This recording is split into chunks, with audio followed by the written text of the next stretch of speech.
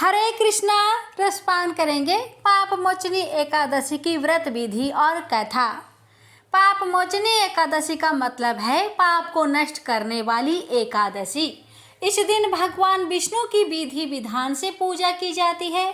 कहा जाता है कि इस एकादशी के दिन किसी से बुरा या झूठ भूल से भी नहीं बोलना चाहिए। ऐसा करने से हमें हमारी पूजा व्रत का फल नहीं मिलता है। हिंदू पंचांग के अनुसार चैत्र मास की कृष्ण पक्ष की एकादशी तिथि को पाप मोचनी एकादशी मनाई जाती है। इस साल पाप मोचनी एकादशी 25 मार्च को मनाई जाएगी। जानते हैं पाप मोचनी एकादशी व्रत की शुभ मुहूर्त। चैत्र मास के कृष्ण पक्ष की एकादशी की तिथि 25 मार्च को सुबह 5:05 पर शुरू होगी और तिथि का समापन 26 मार्च को सुबह 3:45 पर होगा। पारण का समय पाप मोचनी एकादशी के व्रत का पारण 26 मार्च को सुबह 6:17 से 8:45 पर होगा। पाप मोचनी एकादशी पूजा विधि। एकादशी के दिन सुबह में ही स्नान करें और उसके बाद व्रत का संकल्प करें। उसके बाद भगवान की षोडशोपचार विधि से पूजा करें। पूजन के दौरान भगवान को धूप दीप चंदन फल इत्यादि चीजें अर्पित करें और आरती से पूजा समाप्त करें। इस दिन किसी भिक्षुक या किसी जरूरतमंद इंसान या ब्राह्मणों को दान और भोजन अवश्य कराना चाहिए। इससे आपको शुभ फल की प्राप्ति होगी। अगले दिन द्वादशी पर पारण के बाद व्रत खोलना चाहिए। अब आइए रसपान करते हैं पाप मोचनी एकादशी व्रत कथा। ये तो सभी एकादशियों के व्रत पापों को समाप्त करके अनंत पुण्य प्रदान करते हैं, परंतु चैत्र मास के कृष्ण पक्ष की इस एकादशी का व्रत तो जन्म जन्मांतरों के पापों को नष्ट कर देता है। सभी प्रकार की समृद्धि सुख और अंत में मोक्ष प्रदायक इस एकादशी को भगवान विष्णु की पूजा आराधना करने का शास्त्रीय विधान है। धर्मराज युधिष्ठिर बोले, हे भगवान, मैंने फाल्गुन की शुक्ला पक्ष की एकादशी का महात्म्य सुना। अब आप चैत्र मास के कृष्ण पक्ष की एकादशी के बारे में बताइए। इस एकादशी का नाम क्या है? इसमें कौन से देवता की पूजा की जाती है तथा विधि क्या है? सो सब विस्तार पूर्वक कहिए। श्री कृष्ण भगवान बोले कि हे राजन, एक समय मनधाता ने लोमस ऋषि से पूछा था कि हे मुने, चैत्र मास के शुक्ला पक्ष की एकादशी का क्या नाम है तथा उसकी विधि क्या है? सो सब पूरी तरह से कहिए। लोमस ऋषि बोले कि हे राजन, चैत्र मास के कृष्ण पक्ष की एकादशी का नाम पाप मोचनी है। उसके व्रत के प्रभाव से अनेक पाप नष्ट हो जाते हैं। इसकी कथा इस प्रकार है। प्राचीन काल में एक चित्ररथ नामक वन था। उसमें अप्सराएं वास करती थी। वह हर समय बसंत रहता था, अर्थात उस जगह सदैव प्रत्येक तरह के पुष्प खिले रहते थे। उस जगह गंधर्व कन्याएं विहार करती थी। उस वन में इंद्र अन्य देवताओं के साथ क्रीड़ा करता था। उस वन में एक मेधावी नामक मुनि तपस्या करते थे। वे शिव भक्त थे। एक दिन मंजू घोषा नामक एक अप्सरा उनको मोहित करने के लिए सितार बजाकर मधुर मधुर गाने लगी। उस समय शिव के शत्रु अनंग कामदेव भी शिव भक्त मेधावी मुनि को जीतने के लिए तैयार हुए।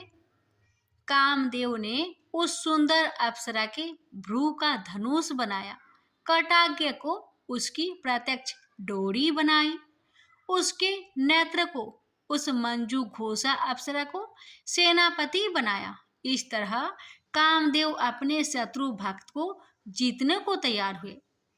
उस समय मेधावी मुनि भी युवा तथा हष्ट पुष्ट थे। उन्होंने यज्ञोपवीत तथा दंड धारण कर रखा था। वे दूसरे कामदेव के समान शोभा पाते थे। उस मुनि को देखकर कामदेव के बस में हुई। मंजू घोषा ने धीरे धीरे मधुर वाणी से बीना पर गाना शुरू किया। मेधावी मुनि भी मंजू घोषा के मधुर गाने पर तथा उसके सौंदर्य पर मोहित हो गए।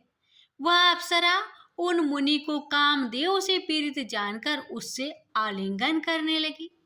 वह मुनि उसके सौंदर्य पर मोहित होकर शिव रहस्य को भूल गए और काम के वशीभूत होकर उसके साथ रमन करने लगे। उस मुनि को काम के वशीभूत होने के कारण उस समय दिन रात्रि का कुछ भी ध्यान न रहा और बहुत समय तक रमन करते रहे। एक दिन मंजू घोषा उस मुनि से बोली कि हे मुनि, अब मुझे बहुत समय हो गया है, स्वर्ग जाने की आज्ञा दीजिए।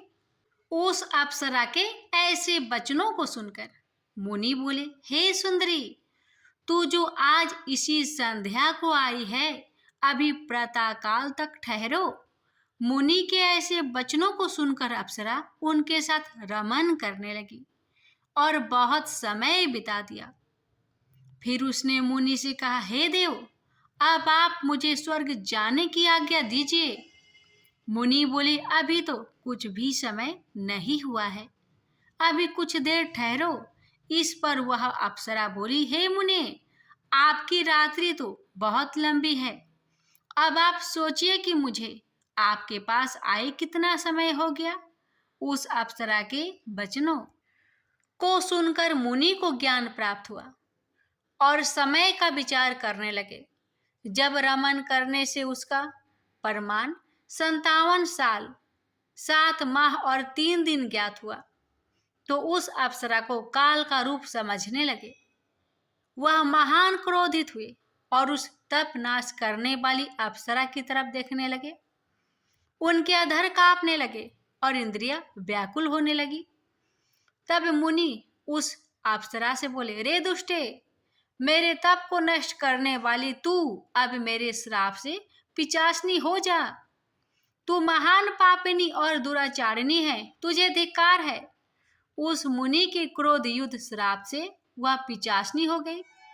तब वह बोली, हे मुनि, अब मुझ पर क्रोध को त्याग कर प्रसन्न हो जाओ और इस श्राप का निवारण कीजिए।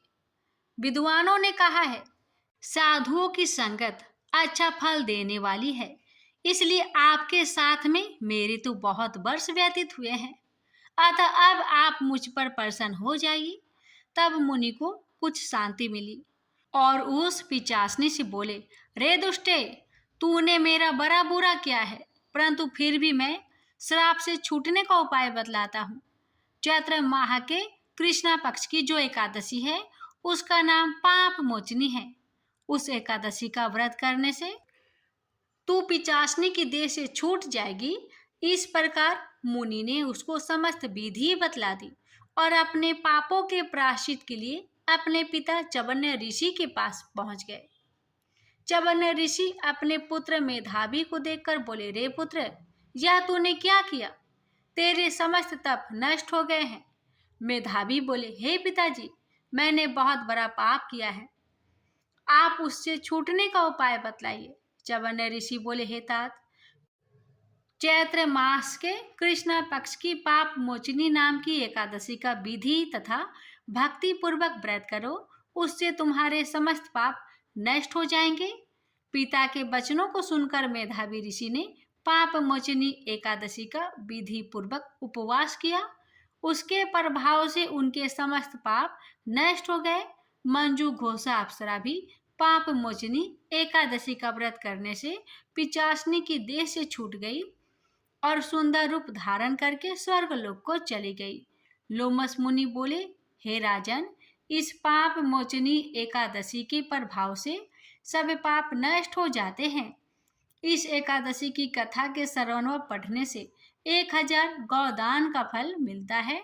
इस व्रत के करने से ब्रह्म हत्या करने वाले, स्वर्ण चुराने वाले, मदपान करने वाले, अगम्य गमन करने वाले आदि के पाप नष्ट हो जाते हैं और अंत में स्वर्गलोक को जाते हैं। प्रेम से बोलिए, जय श्री हरि।